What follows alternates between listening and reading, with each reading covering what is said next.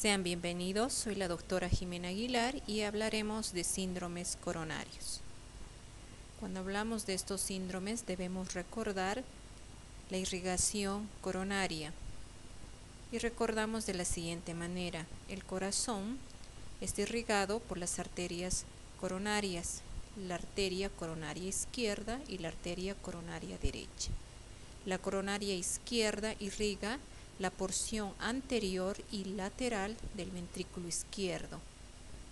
La parte anterolateral del tabique interventricular, el músculo papilar anterior del ventrículo izquierdo y la pared lateral del mismo ventrículo. Tenemos también la coronaria derecha, que irriga la mayor parte del ventrículo derecho y la parte posterior del ventrículo izquierdo.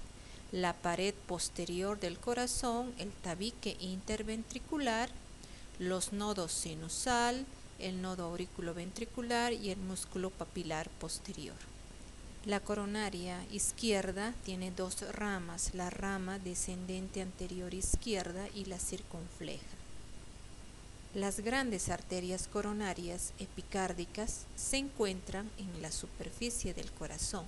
Tenemos las arterias intramiocárdicas que se ramifican y penetran en el interior del miocardio. Posteriormente se dividen y forman un plexo que es el plexo subendocárdico. En ese plexo subendocárdico existen conductos anastomóticos que unen las pequeñas arterias entre sí.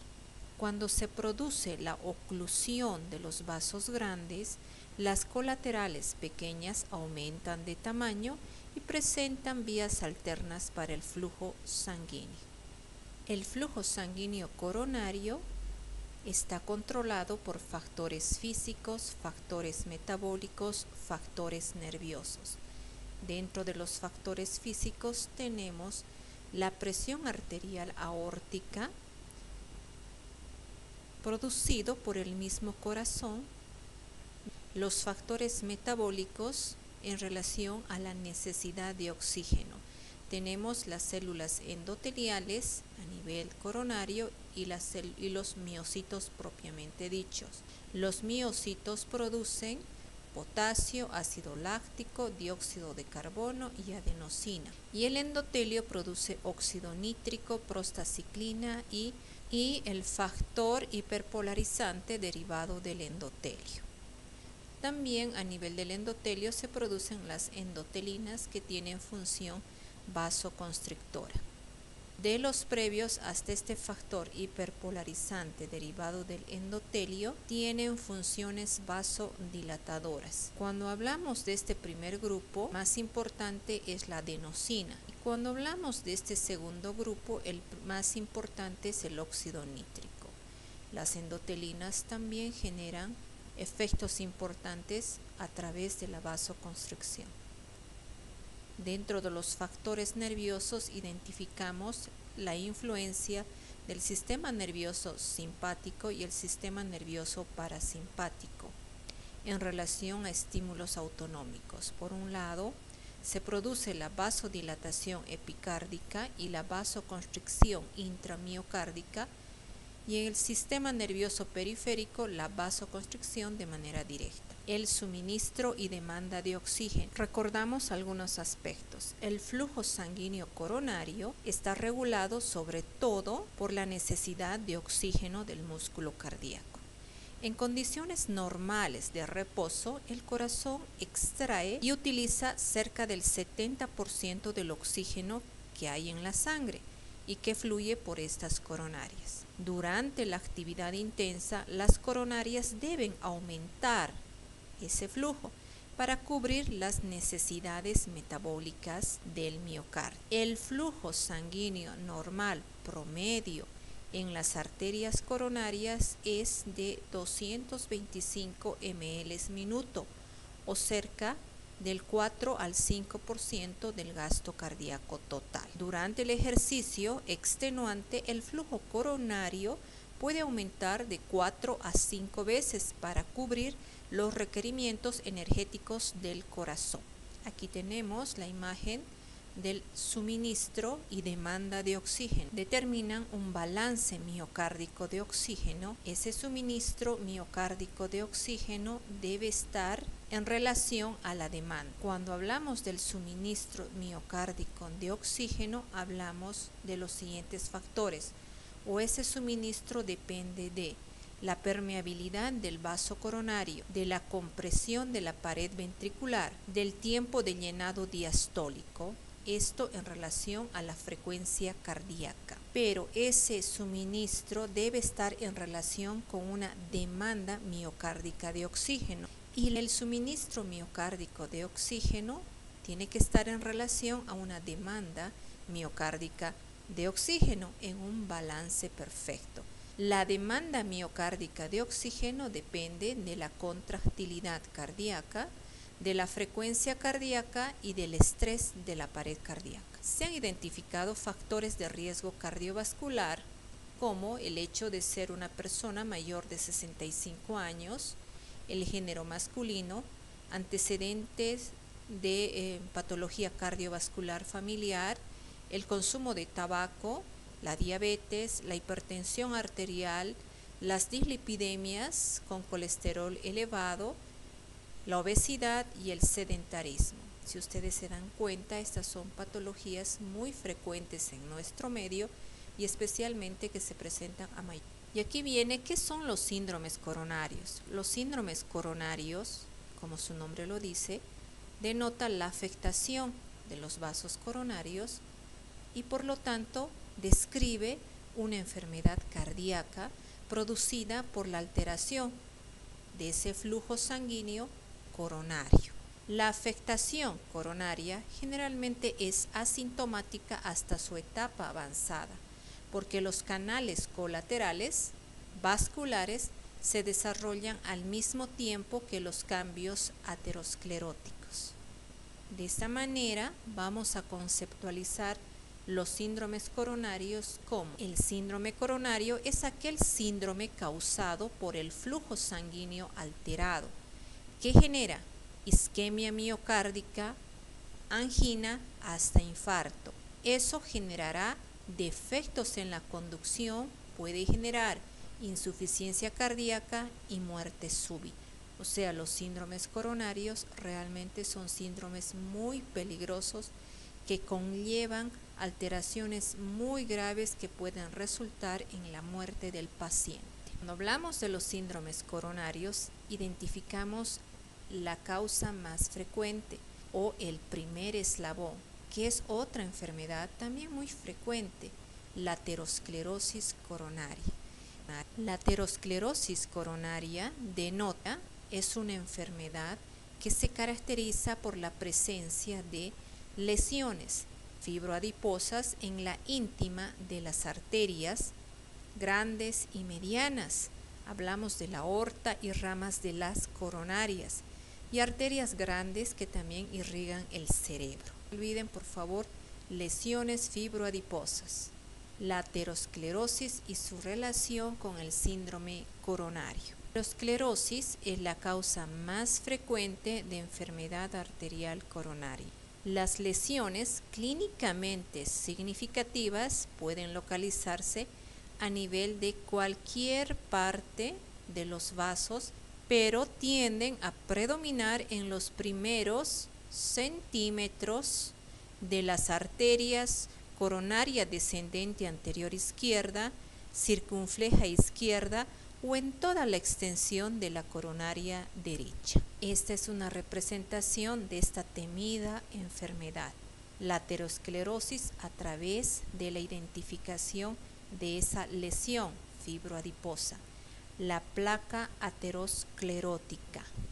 La ruptura de la placa aterosclerótica y la consecuente trombosis es el componente patogénico más estudiado en los síndromes coronarios isquémicos.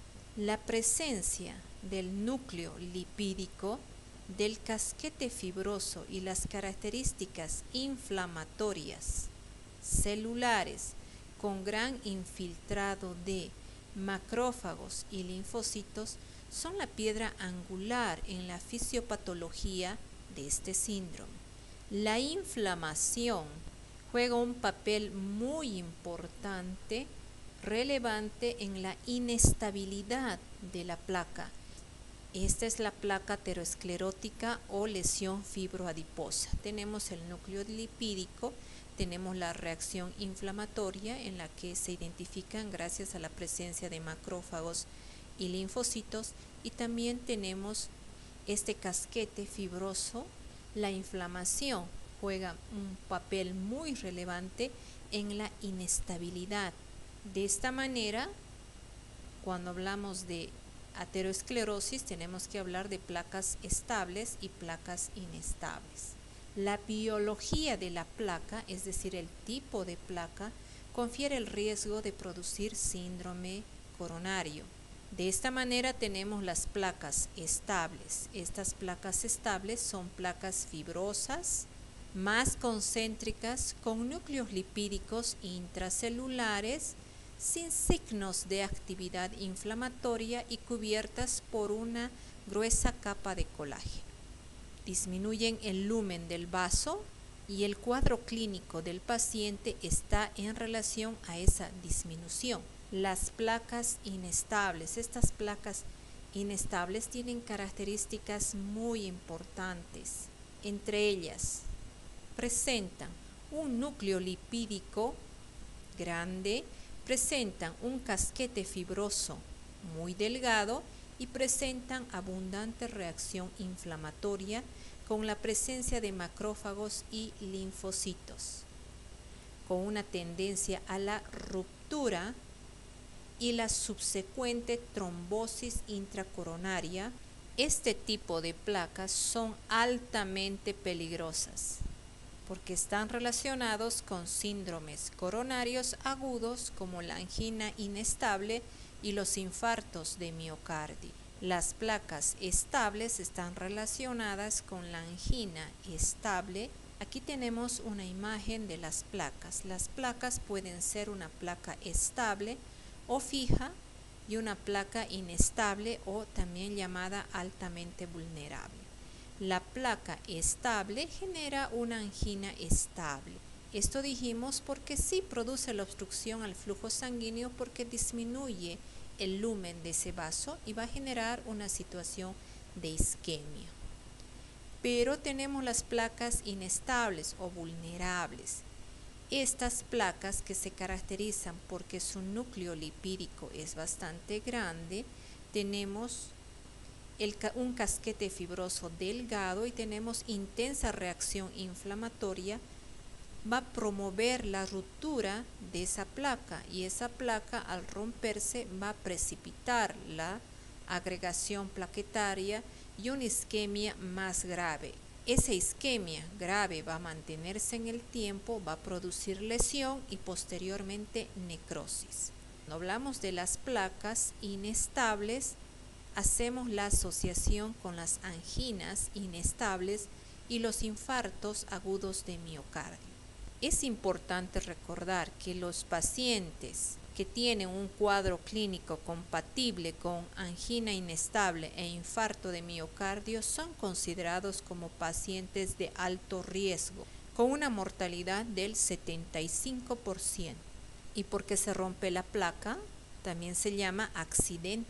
Se han identificado factores hemodinámicos, factores fisiológicos, hasta factores psicológicos, pero también se ha visto que este accidente de placa se puede producir de manera espontánea. Dentro de los factores hemodinámicos se ha identificado el incremento de la actividad simpática relacionado a una variación diurna que es más frecuente en las primeras horas después de levantarse. Se ha asociado al incremento de la actividad simpática que produciría incremento de la presión, incremento de la frecuencia cardíaca, incremento de la fuerza contráctil cardíaca e incremento del flujo coronario. También se han identificado factores fisiológicos, por ejemplo, la actividad física, y se ha visto que esa actividad física es mayor obviamente al levantarse en la mañana y al activarse el sistema nervioso simpático. Se han identificado también factores psicológicos. Muchas personas con infarto agudo de miocardio refieren un acontecimiento desencadenante, casi siempre estrés emocional o actividad física intensa, que ha generado el incremento del tono coronario y el incremento de la presión arterial. Y recordar que también la rotura de placa se puede producir de manera espontánea. También hay que recordar que la actividad simpática puede generar cambios en la agregación plaquetaria y en la actividad fibrinolítica, favoreciendo la trombosis. El accidente de placa o la rotura de la placa. El accidente de placa es la rotura de esa placa por esos diversos factores que hemos identificado. Eso genera la exposición a la superficie trombogénica y esto activación plaquetaria y la activación del sistema de la coagulación, generando trombina y el depósito de fibrina, produciendo posteriormente la oclusión, produciendo un trombo que es capaz de ocluir ese vaso o produciendo un trombo que no ocluye totalmente el vaso, dando origen en el primer caso al infarto de miocardio con onda Q y en el segundo caso a la angina inestable o infarto de miocardio sin onda Q. La rotura de placa o el accidente de placa. Cuando se produce, existe una exposición de superficie trombogénica y eso genera la activación plaquetaria y la activación del sistema de la coagulación, generando trombina y depósitos de fibrina. Esto por un lado puede provocar la oclusión de un vaso, ese trombo ocluye el vaso y tenemos el infarto agudo de miocardio con onda Q. De otra manera, se genera el trombo, pero este no ocluye totalmente el vaso y se forma la angina inestable y el infarto de miocardio no Q. Cuando se produce la trombosis y oclusión, se debe a la interacción compleja entre ciertos elementos, por ejemplo, el centro lipídico que contiene a las células espumosas, las células musculares lisas que se encuentran aquí, los macrófagos y las fibras colágenas. Tanto las células musculares lisas y las células espumosas del centro lipídico contribuyen a la expresión de un factor que es el factor tisular. El factor tisular se expone a la sangre e inicia la vía de la coagulación extrínseca, generando trombina y depósitos de fibrina. De esta manera, la enfermedad coronaria puede ser una enfermedad coronaria aguda o síndrome coronario agudo o una enfermedad coronaria isquémica crónica.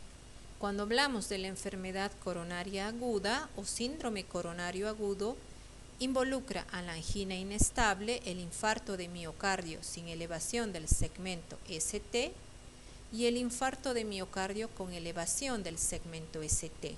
Estos síndromes son una expresión de distintas fases de un mismo proceso. También tenemos la enfermedad coronaria isquémica crónica y aquí identificamos la angina estable crónica, la isquemia miocárdica asintomática silente y la angina variante vasoespástica o de Prinzmetz. Los síndromes coronarios agudos son un conjunto de entidades clínicas que tienen un denominador común, la obstrucción. Esta obstrucción puede ser parcial o total de una arteria por un trombo provocado por rotura o erosión de una placa. ¿De qué placa? De la inestable. Incluye la angina inestable, el infarto de miocardio sin elevación del segmento ST y el infarto de miocardio con elevación del segmento ST. Cuando hablamos de la angina inestable y del infarto de miocardio sin elevación del segmento ST, decimos que es un síndrome clínico. Ambos son síndromes clínicos en relación a isquemia miocárdica. ¿Y qué entendemos por isquemia miocárdica? La disminución del flujo sanguíneo a nivel miocárdico e incluyen los cuadros anginosos inestables hasta el infarto de miocardio sin elevación del segmento ST. La angina inestable y el infarto de miocardio sin elevación ST son la progresión de una angina estable con el consumo de la cocaína, especialmente en pacientes jóvenes, y también el posinfarto.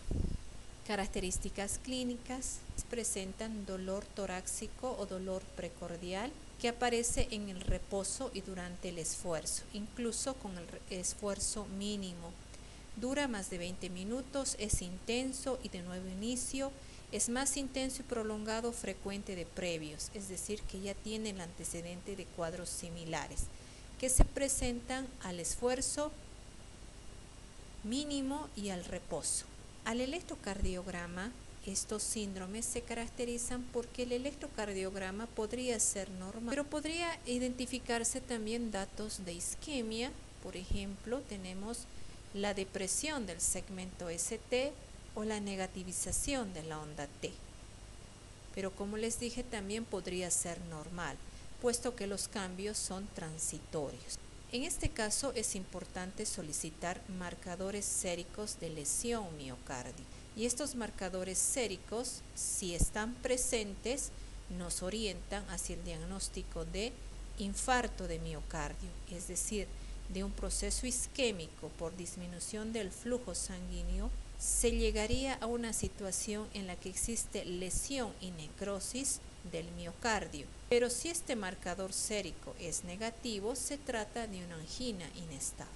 Aquí tenemos una explicación de la fisiopatología de la angina inestable y del infarto de miocardio sin elevación ST, haciendo una comparación con el infarto de miocardio con elevación ST. Si ustedes analizan, son 3 síndromes altamente peligrosos. Estos 3 síndromes se relacionan con las placas inestables. Aquí tenemos la fisiopatología de estos síndromes muy importantes: angina inestable, infarto de miocardio sin elevación ST e infarto de miocardio con elevación ST. Estos 3 síndromes se encuentran en relación con las placas de tipo inestable. Estas placas de tipo inestable van a generar trombos, agregación plaquetaria y la activación del sistema de la coagulación de la vía extrínseca y producir agregación plaquetaria, trombina y fibrina. Generan trombos que pueden ser no oclusivos y originan la angina inestable y el infarto de miocardio sin elevación ST. O pueden generar una oclusión. El trombo genera una oclusión y puede generar el infarto de miocardio con elevación ST. Si ustedes se fijan, cuando hablamos de los infartos de miocardio, sea con elevación ST o sin elevación, hablamos de que hay lesión miocárdica. Y aquí debemos pedir marcadores séricos de lesión miocárdica: troponina, creatinfosfoquinasa fracción MB, en nuestro medio troponina y creatinfosfoquinasa fracción. Aquí también en esta imagen podemos identificar la placa estable en relación a un síndrome que es el síndrome de la angina estable. El infarto de miocardio con elevación ST. En este infarto de miocardio se ha producido la lesión y la muerte del tejido miocárdico. Esto en relación secundario a una enfermedad aterosclerótica que ha generado las placas inestables. Esas placas inestables tuvieron el accidente de placa y se produjo la agregación plaquetaria y la activación de la vía extrínseca de la coagulación. El infarto de miocardio con elevación ST es abrupto, es decir, el paciente tiene dolor torácico, dolor precordial abrupto, opresivo, constrictivo, sofocante, subesternal y está irradiado hacia el hombro izquierdo, al cuello o a la mandíbula. Es prolongado, no cede con el reposo y si se le aplica nitroglicerina tampoco. Puede presentar también epigastralgias, náuseas y vómitos. El paciente está taquicárdico, está ansioso.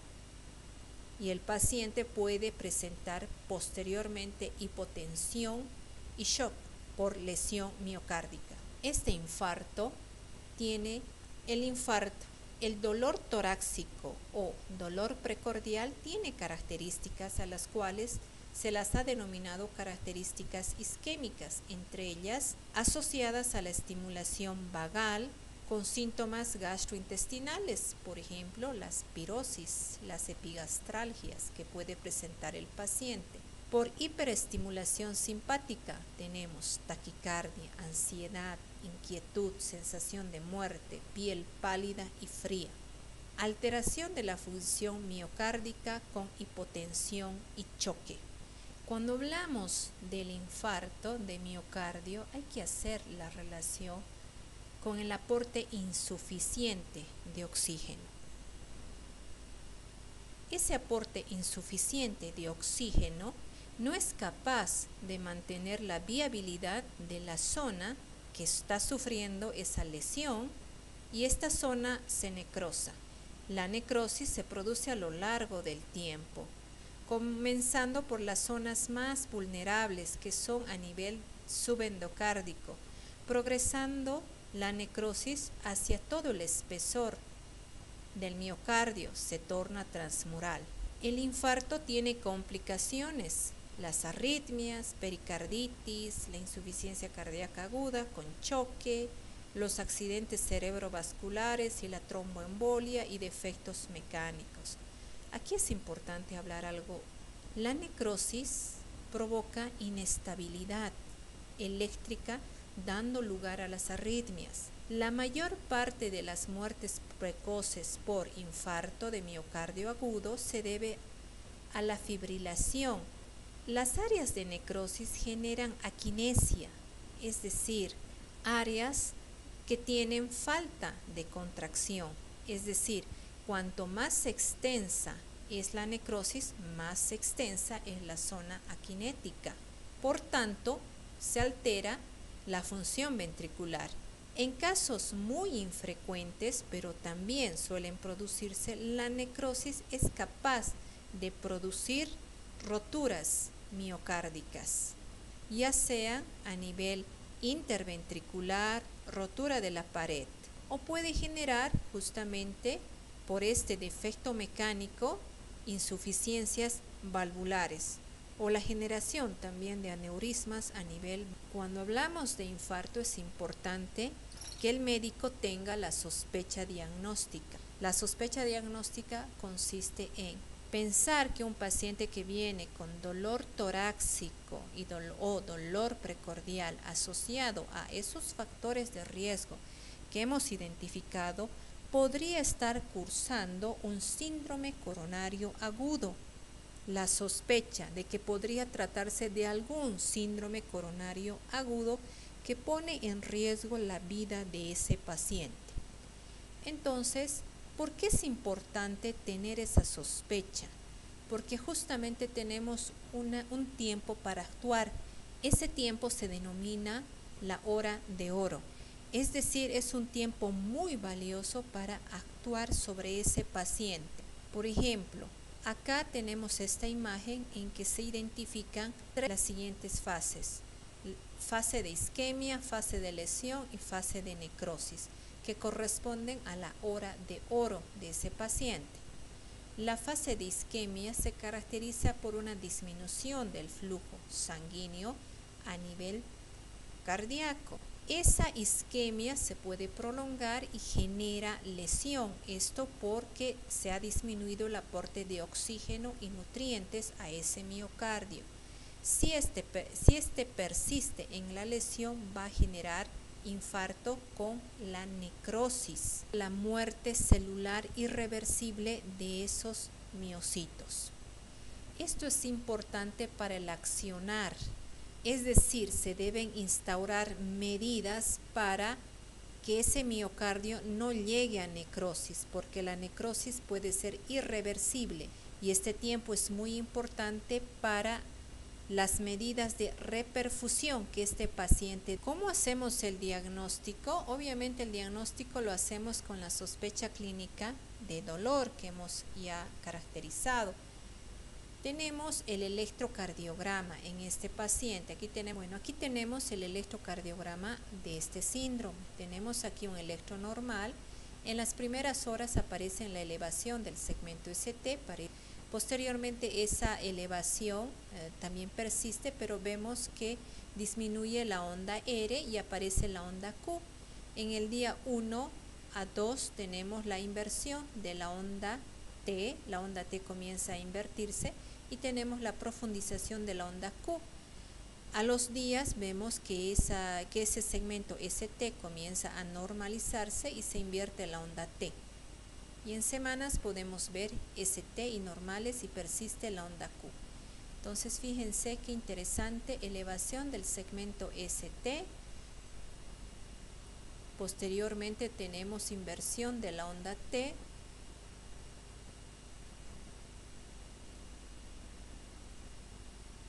En esta imagen es un electrocardiograma de un paciente. Aquí vemos la derivación 1, la derivación 2, 3, 4, ABR, ABL, ABF, B1, B2, B3, B4, B5, B6. Entonces comenzamos a identificar la elevación del segmento ST. Vamos viendo dónde hay elevación del segmento ST a este nivel. Aquí también podemos identificar elevación del segmento ST en la derivación 1. Aquí también identificamos la elevación del segmento ST en ABL. Y también acá en la derivación B4, B5 y B6 también la elevación del segmento ST.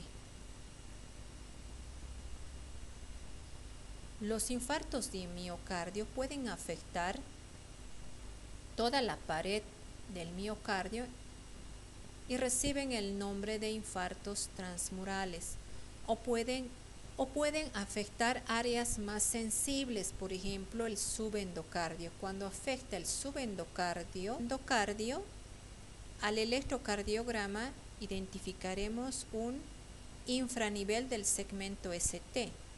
Cuando afecta a nivel subepicárdico, identificaremos una elevación del segmento ST.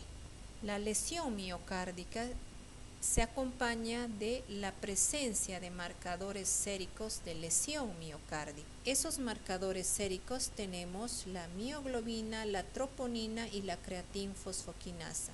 Las más específicas, la troponina y la creatinfosfoquinasa. Estos marcadores de necrosis miocítica, aquí tenemos, esta es la célula miocárdica necrótica. Se ha lesionado y ha entrado en necrosis. Esa célula tiene un contenido intracelular, enzimas, y estas enzimas van a la circulación. Y en la circulación se puede identificar a estas como la troponina I y la troponina T. También a la mioglobina y también a la creatinfosfoquinasa fracción M. Posteriormente, ese contenido, el contenido intracelular de esa célula necrótica va hacia la sangre y en la sangre es que nosotros podemos identificar estos marcadores séricos de necrosis miocítica. Estos marcadores séricos tienen un comportamiento. Por ejemplo, vamos a comenzar de las más específicas. Pero ¿cuáles son más específicas? La troponina y la creatinfosfoquinasa. ¿Cuál aparece más pronto?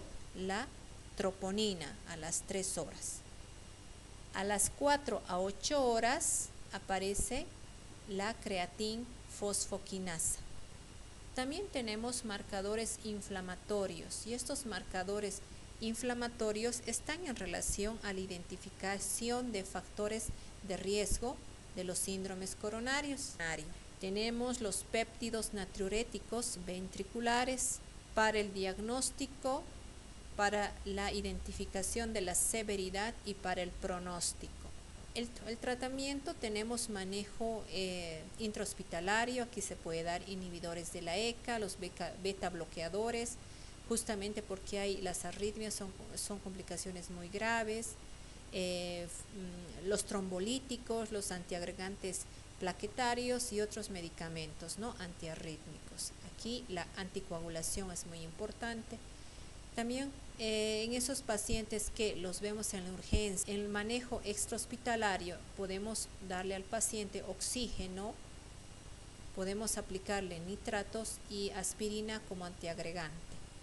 En el tratamiento tenemos manejo extrahospitalario con oxígeno, nitratos y aspirina, y la trombólisis que sea lo más rápido posible, y el manejo intrahospitalario ya de del cuadro mismo y de las complicaciones, con la aplicación de antiarrítmicos, antiagregantes, anticoagulación, trombolíticos, etc. Sin embargo, también tenemos síndromes coronarios crónicos que también hay que tomar en cuenta. Entre estos tenemos la cardiopatía isquémica crónica, en la que la capacidad de las coronarias para suministrar sangre es inadecuada. ¿Por qué? Porque hay mayor demanda. Las causas: la aterosclerosis nuevamente y el vasoespasmo. La estable crónica se asocia a la placa aterosclerótica estable y se relaciona cuando aparece en el ejercicio y en situaciones de estrés. Se alivia con el reposo y la administración de nitroglicerina. También tenemos la isquemia miocárdica sintomática. Esto se presenta en ancianos y diabéticos.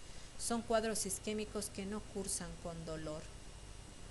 Se asocia a aterosclerosis y vasoespasmo con una alteración del flujo sanguíneo. Puede presentar o es sin dolor porque la isquemia es breve o pequeña, porque puede haber alteraciones en el umbral y transmisión del dolor. Esto, por ejemplo, muy frecuente en la denervación autonómica sensitiva de los pacientes diabéticos. Ojo, entonces el paciente diabético es muy posible que pueda presentar una isquemia miocárdica sintomática, es decir, un cuadro isquémico sin dolor. También tenemos síndromes coronarios crónicos asociados a espasmo. En esta imagen, que es una angiografía, podemos ver el intenso espasmo en la parte proximal de la arteria descendente anterior izquierda. Esta es la angina vasoespástica o Prinzmetal. En esta angiografía identificamos un vasoespasmo intenso en la parte proximal de la arteria descendente anterior izquierda. Esto es en relación con otro tipo de angina, que es la angina variante vasoespástica o de Prinzmetal, en la que el vasoespasmo genera una alteración del flujo. Este tipo de angina se ha asociado a diferentes causas, entre ellas disfunción endotelial, alteración del sistema nervioso simpático, incapacidad del metabolismo del calcio, producción alterada del óxido nítrico, fenómeno de Renault y migraña, ¿no?